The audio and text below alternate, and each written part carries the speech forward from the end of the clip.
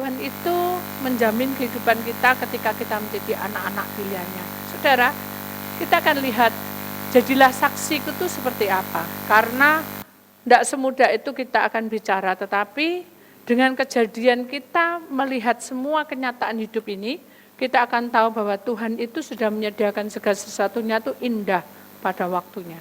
Saudara yang terkasih, Tuhan datang ke dunia ini memberikan satu kuasa yang besar dalam hidupnya, karena pada saat dia ke dunia, dia sudah mendapatkan satu kuasa, yaitu kemuliaannya dan hikmat marifat dari surga. Sehingga perkataan itu akan membawa wibawa, ya, membawa satu kewibawaan tersendiri yang penuh dengan hikmat, sehingga orang itu mendengar itu akan terperangah. Terperangah itu bukan terpanah dengan sesuatu, tetapi perkataannya itu betul-betul ya dan amin. Sehingga hal itu yang membuat orang itu semakin berduyun-duyun, semakin banyak untuk mencari Tuhan. Kenapa? Karena di dalam perbuatan Tuhan dan perkataannya itu sesuai dengan perintah Allah Bapa. Nah, yang Tuhan mau sekarang ini adalah supaya kita tahu bahwa perkataan Tuhan itu perlu kita masukkan di dalam hidup kita, karena jiwa kita ini fana, ya. Tubuh, roh, jiwa di dalam hidup manusia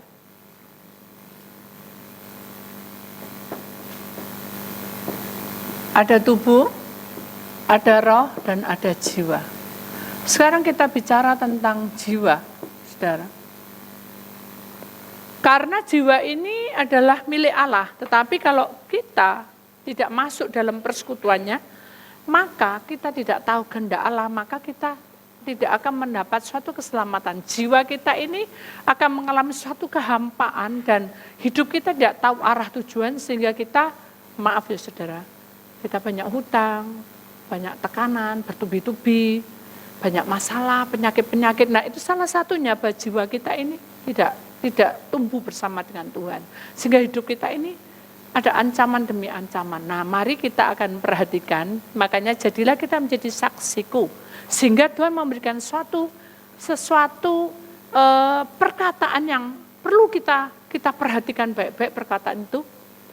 Tuhan berkata bahwa bagaimana orang yang buta, dengarkan baik-baik, menuntun orang buta.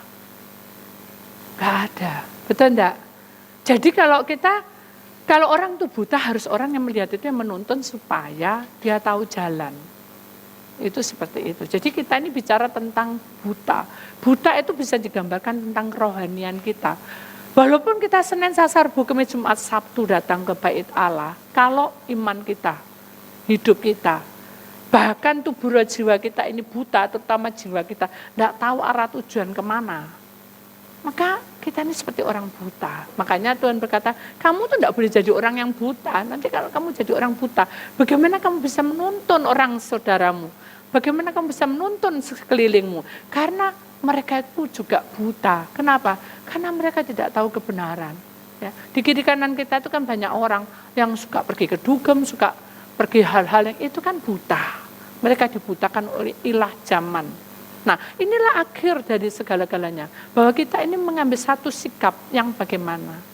Sampai Tuhan itu memberikan satu penerangan dalam kehidupannya bahwa kalau seorang murid ya, tidak akan melebihi dari seorang guru.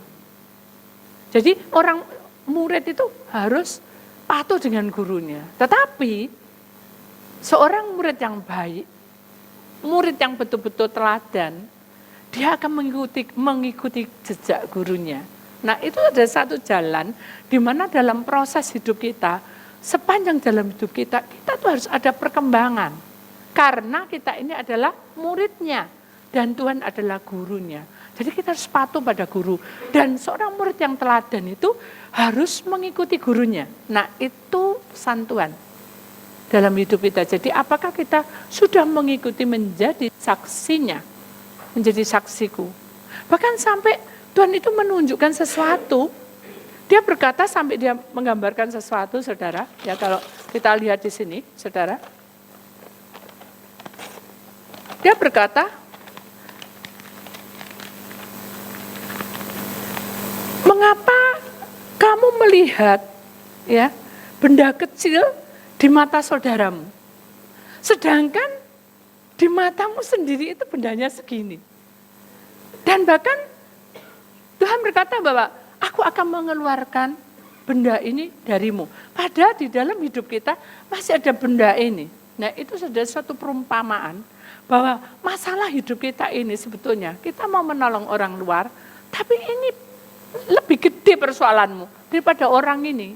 Itu penggambaran bahwa kalau kamu mau menolong orang, mau bisa membagi kuasa Tuhan, kamu harus selesaikan ini. Benda yang ada menghalang-halangi kamu ini dipatahkan dulu, dihancurkan, hilangno dulu, baru kamu nolong yang ini. Itu contohnya. Nanti kita bisa lihat filmnya.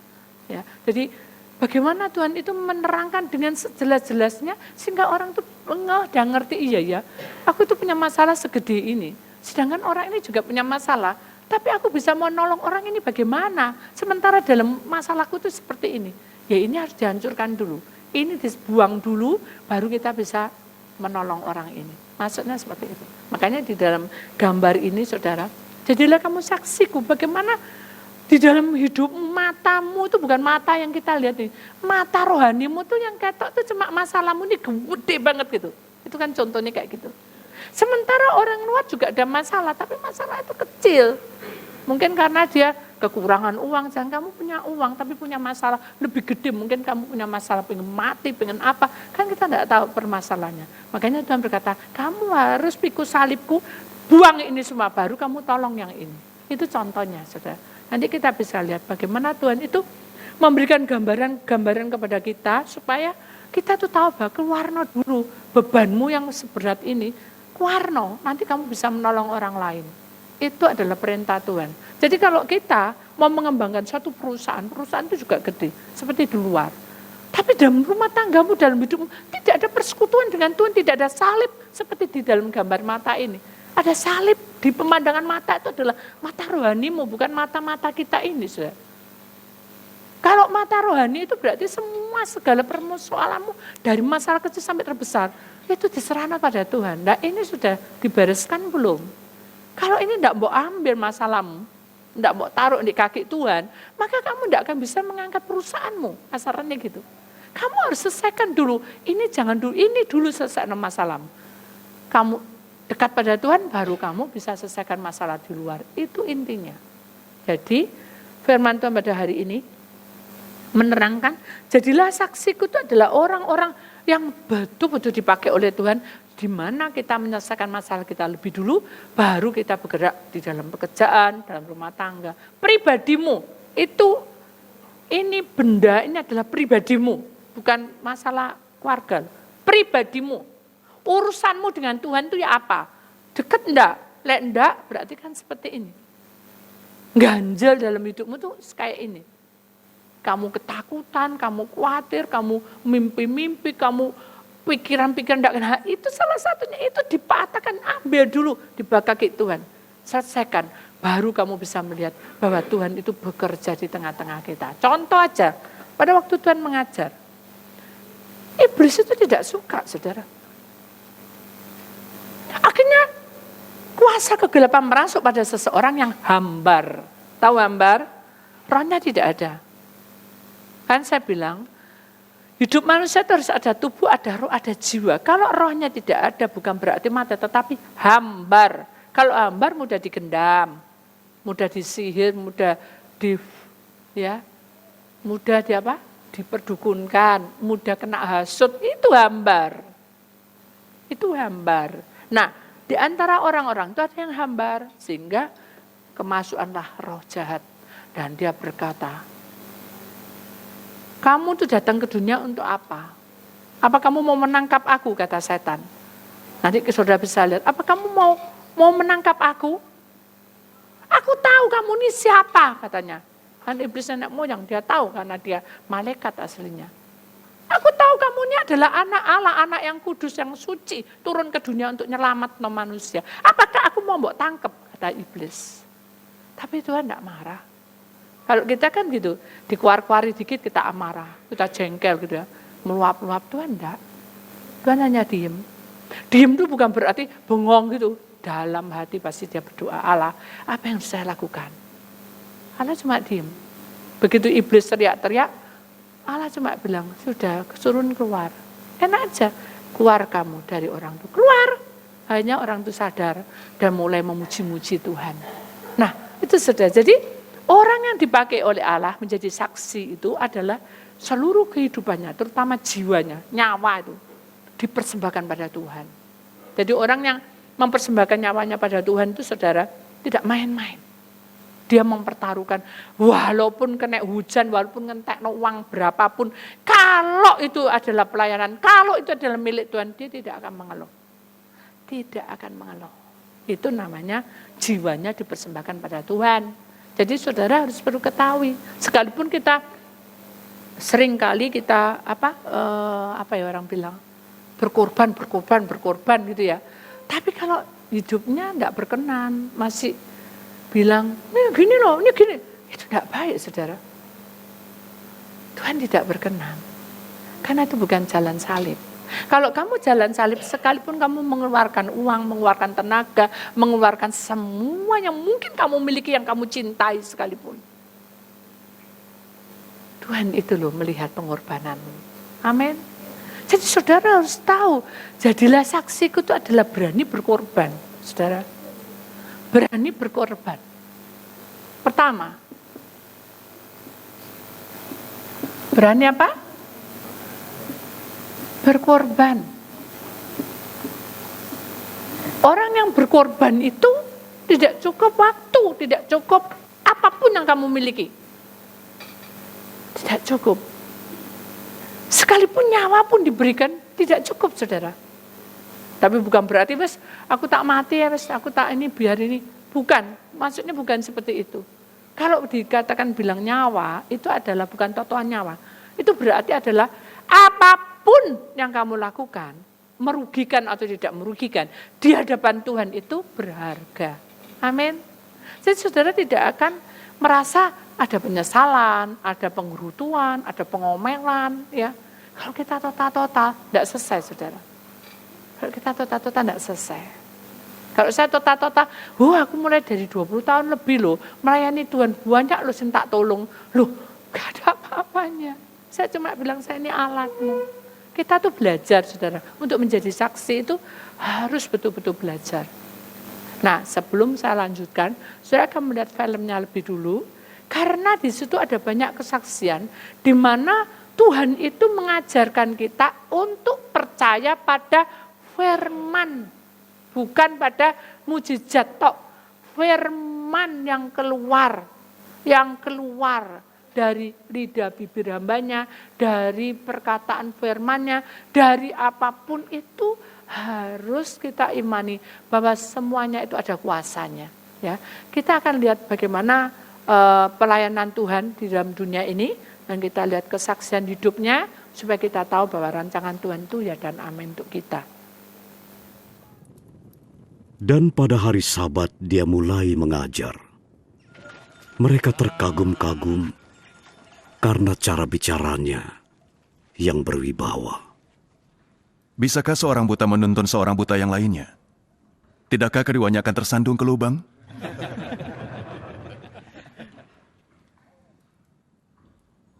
Seorang murid tidak akan melebihi gurunya.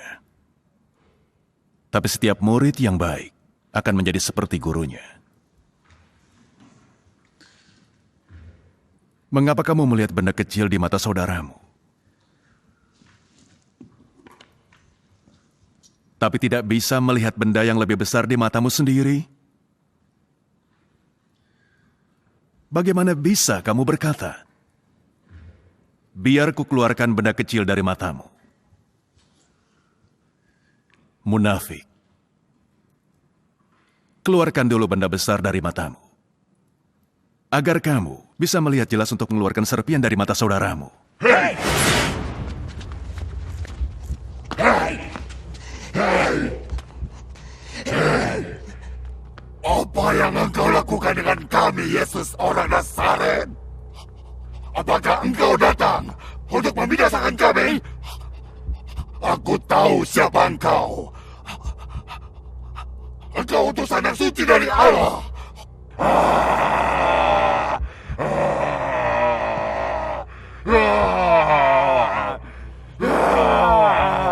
Keluarlah dari orang ini.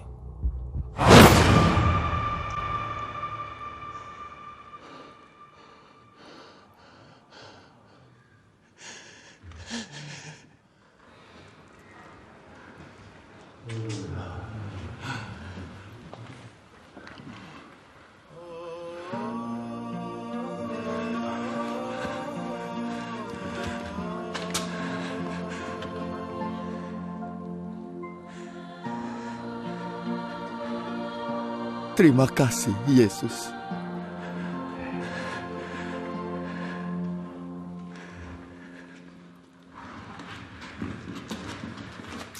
Tinggallah bersama kami, aku mohon. Aku harus mengabarkan berita baik tentang kerajaan Allah ke kota-kota lain. Sebab untuk itulah aku diutus.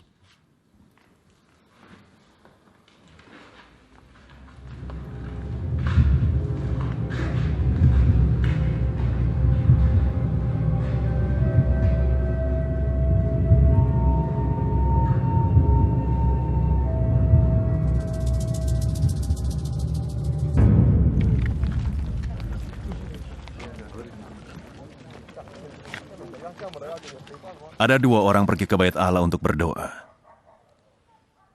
Yang satu adalah seorang Farisi, yang lain pemungut cukai. Orang Farisi itu berdiri dan berdoa seperti ini untuk dirinya. Tuhan, aku mengucap syukur karena aku tidak seperti orang lain, yang menipu, yang lalim, yang pezina, dan aku juga tidak seperti pemungut cukai ini. Aku berpuasa 2 kali seminggu dan memberikan 1/10 dari yang aku peroleh. Tapi pemungut cukai berdiri di kejauhan. Bahkan sama sekali tidak berani memandang ke langit. Tapi memukul dadanya dan berkata, Tuhan, kasihanilah aku. Aku orang berdosa. Aku berkata kepadamu, orang berdosa itu pulang dalam keadaan lebih benar dari yang lain. Barang siapa meninggikan dirinya, dia akan direndahkan. Dan siapa saja yang merendahkan dirinya akan ditinggikan.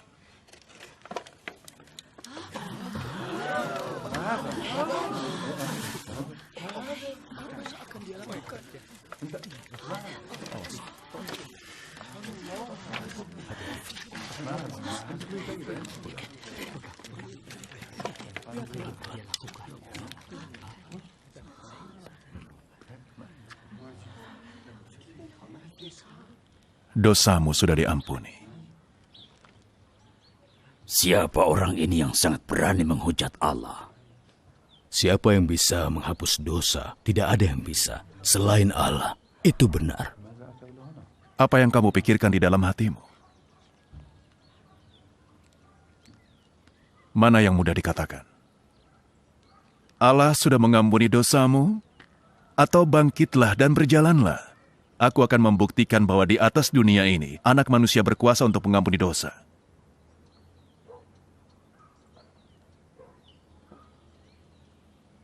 Aku berkata kepadamu, bangunlah, angkat tempat tidurmu, dan pulanglah ke rumahmu.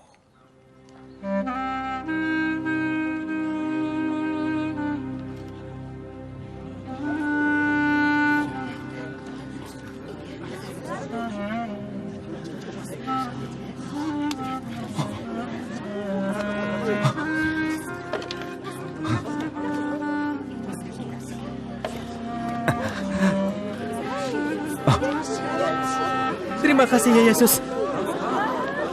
Terima kasih ya Allah. Terima kasih ya Yesus. Kalian semua dengarlah. Pujilah Allah yang telah menyembuhkan aku. Pujilah Allah. Lihatlah aku dan pujilah Allah. Aku sudah sehat. Ini luar biasa. Aku sudah sembuh. Puji syukur kepada Allah. Ini luar biasa. Aku sudah sembuh. Pujilah Allah.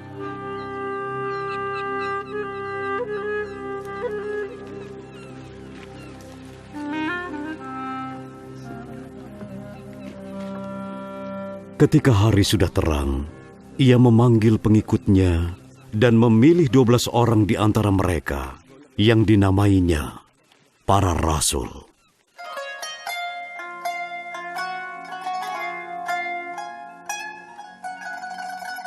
Mereka adalah Simon, yang juga disebutnya Petrus, dan saudaranya Andreas, Yakobus,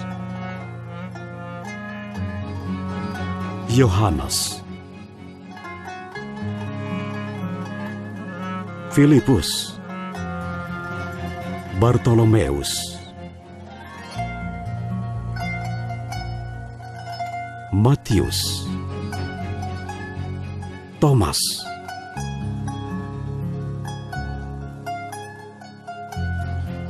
Yakobus anak Alfeus, Simon yang disebut Patriot, Yudas saudara Yakub, dan Yudas Iskariot yang kemudian mengkhianatinya.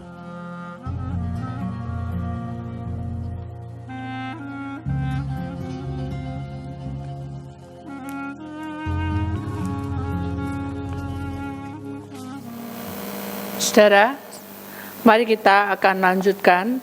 Jadi orang-orang yang mencintai Tuhan, saudara, dan menjadi saksinya itu harus belajar mengenal pribadi Tuhan lebih dulu. Seperti perintah Tuhan, bahwa Tuhan itu mengajarkan tubuh jiwa kita, terutama jiwa kita ini untuk berani berkorban. Ya, apapun yang terjadi, waktumu, dan semua yang kamu punya itu adalah serahkan semua pada Tuhan. Ya. Kemudian yang kedua, jangan sesat. Apa yang kamu manusia pikirkan di dalam hati. Jadi saudara, kalau saudara pelayanan, saudara berdoa, saudara berdoa, minta pimpinan Tuhan. Tapi saudara gelisah, itu adalah pikir apa yang kamu pikir dalam hati. Ditegur sama Tuhan. Tidak boleh. Kita harus membuka hati kita dan mengalir. Tapi ketika kita berdoa, kok enggak sembuh-sembuh. Ketika Osin sakit, enggak sembuh-sembuh. Sampai dicek darah, sampai stres saudara, kita bertiga, saya, Mamai, sama pembantu. Gak bisa untuk ngecek darah karena teriak-teriak, karena dia ketakutan. Secara logika, saya mikir, saya harus mengalir. Jangan sesat. Kalau saudara ragu-ragu berarti saudara sesat. Itu saudara tidak percaya sama Tuhan. Saya mengalir, saudara. Sudah sembuh tapi masih batuk. Mengalir, saudara. Akhirnya hasilnya bagus. Ya. Walaupun ada sesuatu yang diselesaikan tapi tidak separah yang kita bayangkan. Jadi semua yang terjadi dalam dunia ini adalah satu proses. Di mana saudara harus berani untuk jangan ke sini. Mikir nih, saudara. Kalau sudah mikir, hatimu mulai bergejolak. Ya, ketika kita memiliki sesuatu beban itu adalah pikiran, maka kita kebawa hati kita. Ya. Suatu ketika, ada satu kesaksian, saudara. Saya ini paling tidak suka yang namanya ular, ya, belantung, terus lintah, itu tidak suka sama sekali. Ya. Suatu ketika saya masuk di satu tempat, di mana tempat itu penuh dengan belantung. Tahu belantungnya? Jadi ulet itu tipis sekali gitu, menempel gitu. Nah, disitulah saya mulai sadar bahwa hal ini diteruskan jadi masalah. Kenapa? Karena saya memang jijik itu. Tapi saya harus ngurapin.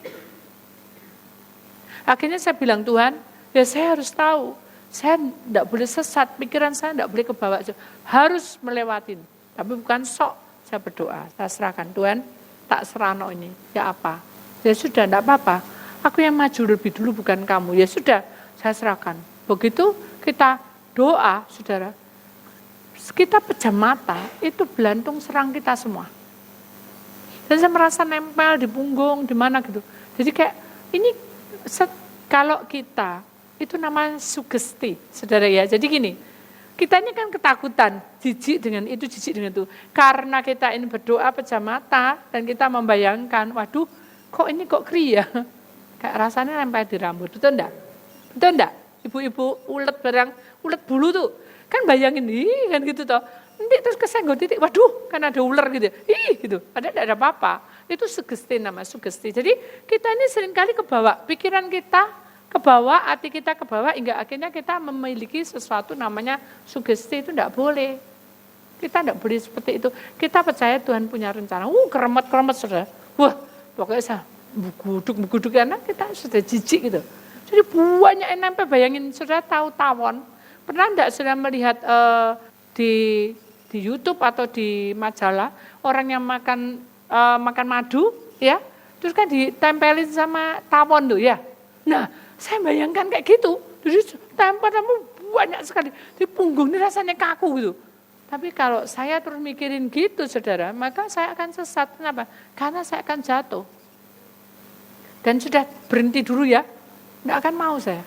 Tapi karena saya yakin, walaupun saya di punggung saya mungkin ada belantung sekalipun, saya pasrah. Tuhan, ini kan tak serano. Karena nyawa milikmu, tubuh milikmu, roh milikmu tak serano semua. Tidak lama kemudian panas saudara, panas gitu. Kayak kasih sesuatu balbirik atau gegal gitu, basem kayak gitu. Panas sekali. Terus akhirnya Tuhan tak serano. Tuhan dia tetap mengalir aja. Tidak ada sesuatu yang harus ditenggeng atau apa, tetap mengalir. Setelah itu lama, kurang lebih 10 seperempat jam, sudah bayangin, 10 seperempat jam. Baru merasa ada sesuatu yang masuk, malaikat Tuhan. Saya melihat tampak malaikat Tuhan itu membersihkan, bayangin, dibersihkan. Bukan sembuh kamu, keluar kamu belantungnya, tadi kan keluar kamu setan, keluar dong. Ini enggak, dibersihkan dengan daun palam, daun dari surga. Dibersihkan. Kalau dibersihkan kan lama. Hilang kepalanya, ditrit gini, hilang dah berindingnya. Trit gini, hilang dah punggungnya. Bukan punggungnya hilang, roh yang di dalam punggung tadi hilang. Kepalanya yang tadi banyak, yang kayak belantung hilang. Satu-satu sudah. Kaki, kremet-kremet hilang gitu. Itu Tuhan izinkan. Kenapa? Karena kita tidak boleh ke sini. Kenapa? Karena kita tahu melakukan perintah-perintah Tuhan itu akan tersedia kuasanya. Jadi kuasa Tuhan itu akan turun dan dia akan memberikan kuasa yang besar dan dahsyat dalam hidup kita. Amin. Kita butuh itu saudara. Kita butuh keberanian untuk perang melewati semua badai yang kamu lalui. Kita butuh memerangi penyakit kita butuh memerangi keuangan kita butuh memerangi pekerjaan kita butuh memerangi pelayanan saya juga perang. Nah, hal itulah yang membuat kita mengenal kuasa Allah. Kenapa? Nah, kita lihat di sini.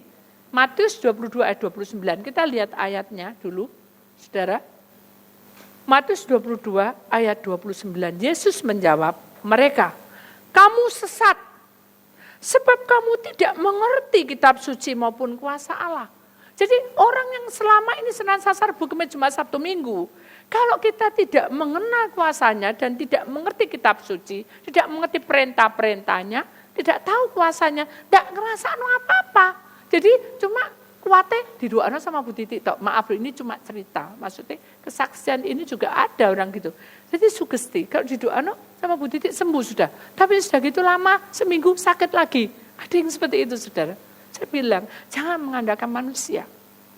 Bukan saya tidak mau, tapi belajar untuk mengimaninya.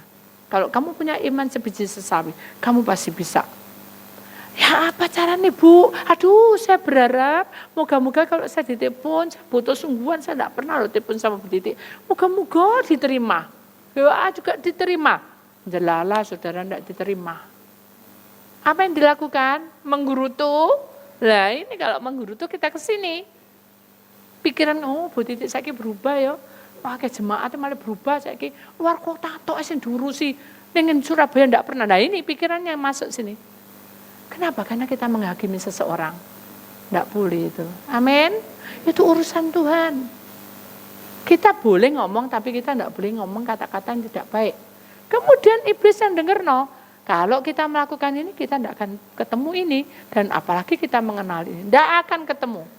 Nah itu yang berbahaya. Siapa yang datang? Itu lihat itu siapa yang datang. Ular. Ular itu apa? Setan, lambang setan. Jadi ular itu walaupun nempel, tadi kan di dalam bait Allah. Mengapa ada yang kerasukan? Karena iblis ada di mana-mana. Jadi saudara, Jangan khawatir tapi. Karena Tuhan itu beserta kita. Amin. Ular atau setan itu akan pergi selama kita punya kuasa Allah. Kenapa? Karena Allah memberikan kuasa. Ini kita lihat ya.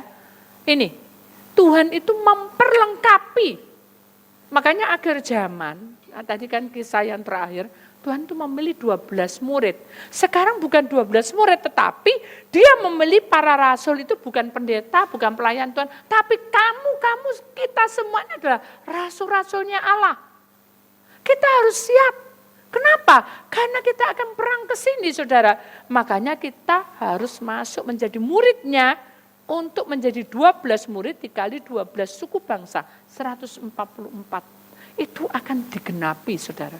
Nah ini akan mulai digenapi di akhir zaman. Supaya apa? Supaya mendapat pementeraian sebanyak-banyaknya. Kita dimenterai. Pelepasan dimenterai. Makanya kita kan ada perjamuan suci tubuh, perjamuan suci roh, perjamuan suci jiwa. Itu nanti dimenterai akhirnya. Jadi kita sudah genap pementeraian di dalam tubuh roh jiwa kita. Kemudian mengapa kita harus dimenterai? Nah ini hasilnya. Dengarkan nih baik-baik saudara ya. Orang hidup jadi saksi Tuhan itu harus meningkat begini. Bukan menurun. Ini manusia yang tadinya tidak memiliki apa-apa. Tapi karena sudah menjadikan saksi Kristus dan menjadi para rasul, di mana sudah siap menerima semuanya ini, saudara, mulai dari 1 sampai 4, maka dia naik tingkat lagi di dalam rumah tangganya diberkatinya. Itu janji Tuhan. Tidak kekurangan. Mungkin walaupun kamu adalah hamba Tuhan. Dengarkan ini. Walaupun kamu hamba Tuhan, walaupun kamu mungkin punya pekerjaan kecil sekali, Tuhan tidak memandang kecil dan besarnya pekerjaan. Dengarkan itu. Dia melihat kesetiaanmu dan dia tidak pernah berhutang pada kita. Ini digenapi. Nanti kalau ini sudah digenapi, saudara, anak, cucu kita diberkati, semua diberkati, naik lagi setingkat pekerjaanmu. Loh mengapa kok enggak pekerjaan sih, Bu? Yang penting lah pekerjaan sih, dapat uang nanti rumah tangga enak. Belum tentu, saudara. Banyak orang yang dapat uang kacau hidupnya. Yang penting adalah rumah tanggamu. Ini tadi, saudara. Nih, ya, di dalam hidupmu masih ada benda yang mengganjal dalam rumah tanggamu.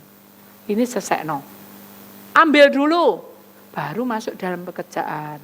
Kalau pekerjaan ini sudah makin membesar. Jadi ini rumah tangga sudah selesai, pekerjaan selesai, baru ke orang lain. Bagaimana kamu bisa menolong kamu sendiri? Hutangmu banyak. Maaf, ini cerita. Jadi hidup kita ini tidak boleh seperti itu. Tapi bukan berarti, wes Bu, aku ini banyak masalah, wes aku enggak mau pelayanan. Enggak boleh juga. Kalau hatimu pengen ini, saudara, kamu menjadi rasul, itu adalah apa yang menjadi kerinduan. Oh, aku mau jadi pendoa, Bu. Saya siap. Ya apa jadi pendoa itu? Maaf ya. Pukul 4 sudah datang di sini berdoa lebih dulu. Wah! Maaf, Bu. Saya repot ya, Bu. Loh, sebagai pendoa itu datang lebih dulu, saudara. Doain dulu ruangan ini, doain dulu. Itu yang benar. Itu kalau kamu bisa melakukan, waduh luar biasa Tuhan pakai saudara. Amin. Bu, saya mau jadi orang yang muji-muji Tuhan. Oke, enggak apa-apa. Daftarkan. Ini jadi rasul, saudara. Orang awam masuk dalam pelayanan adalah rasul. Ya. Apakah kita punya kerinduan ke sana? Aduh Bu, aku enggak punya uang. Duh, Tuhan enggak bilang, kamu enggak punya uang baru pelayanannya. Enggak. Bukan, saudara. Siapapun, bahkan orang berdosa pun. Siapa yang orang berdosa itu? Sakius kan berdosa. Pemungut cukai yang jahat. Kamu utang 100, kembali 300. Itu pemungut cukai. Siapa lagi yang jahat? Banyak orang jahat dipakai oleh Tuhan. Bukan kita jahat, maksudnya. Dibanding dengan mereka, kita ini hidup. Sudah seperti Tuhan mau berusaha, tapi masih buntu, rezekinya masih buntu. Persoalan keluarga, nah selesaikan. Supaya kita masuk di dalam pelayanan ini. Amin. Siap? Aduh kok sedikit ya. Siap? Ya kalau siap berarti saudara masuk ke sini. Mau jadi muridnya, dipeluk Tuhan. Peluk kan tadi dipeluk satu-satu. Loh mana aku enggak kerasa loh. Kamu jangan lihat dengan kasat mata. Jangan kamu pikir kayak gini. Tuhan itu roh. Dia tahu kerinduan kamu apa. Dia tahu talentamu apa. Talenta satu kamu berkembang. Talenta itu akan betul-betul berbuah. Talentamu mbok pendem terus saya ndak mau berbuah senang wis ono sing nyanyi wis diemno ada pendoa wis biarno itu lo ngilokno aku ngolok. Jangan melihat orang. Amin. Lihat dirimu bersama Tuhan. Itu yang terpenting, ya. Jadi ini semua dipersiapkan Tuhan untuk perangi 666. Tentara surga sudah beserta kita. Dan kita tidak mau ke tempat 3 tahun setengah. Tahu 3 tahun setengah? Itu nanti masa-masa di mana siksa. Nah kita tidak mau ke sana, kita persiapkan masuk ke sini aja, saudara. Pementerian dan kita naik. Amin. Kita masuk ke sana. Kenapa? Kita lihat yang terakhir, saudara. Iblis mengintai kita, tetapi selama kita mengerjakan ini jadi saksinya, maka kita akan melihat yang terakhir, ya gambar terakhir, di mana semua anak cucu kita semua berpegangan tangan, ada salib di depan tanda bahwa Tuhan pasti memberkati kita. Amin. Terang itu menyinari kita karena kita miliknya. Jadi saudara jangan takut, persoalan saudara pasti Tuhan buka jalan. Amin.